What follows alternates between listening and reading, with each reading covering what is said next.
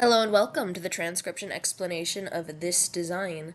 This design was done in this script, which my friend Lauren Sherman developed back in 2011, and I've kind of had the torch passed to me and have been the primary scribe and developer of the script since then.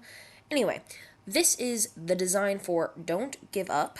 You are not alone. It's designed for a forearm, hence its sort of tapering effect from kind of bigger to smaller, and it should fit really well in that space. And here's how it says what it says. So we start with a D here in our first word, and this is kind of the unraveled linear version of the script, which impronounceable, like that's their username on Discord, developed this font version of the script. It's super cool. You should hop on the Discord and check that out. But anyway, so here is don't.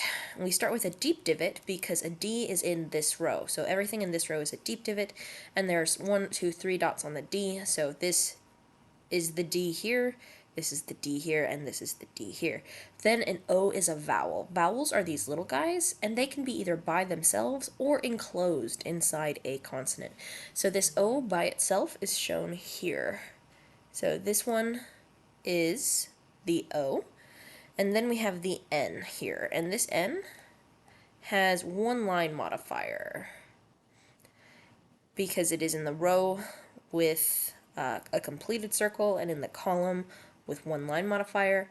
And then we have this apostrophe, which is a double line punctuation mark, and then the T, shallow divot with no modifiers. And then we have this section here, which starting at the bottom here, this deep divot does cross the bottom, and there's nothing else until we get into the top quadrant. So we would start here with this deep divot, and this deep divot has one line ending on it, and it is an I with a G. So this GI stack, you read the consonants before vowels. So we have a GI, and then we have this shallow divot with one line, so that would be a V and then an E. So they're both in the one line column, the G and the V, but the V is a shallow divot where the G is a deep divot. And then we have this word here, starting at the bottom, going counterclockwise. Here's the U with a little line going outwards, and then the P has 1, 2 lines on it. So that would be up. And then we have a period, which is on the sentence circle, going around here, like that. And then we have this section here. So we have the Y, 1, 2 dots on a circle on the line of the word circle. The O is attached to the Y, like that. And then we have a U line going outwards.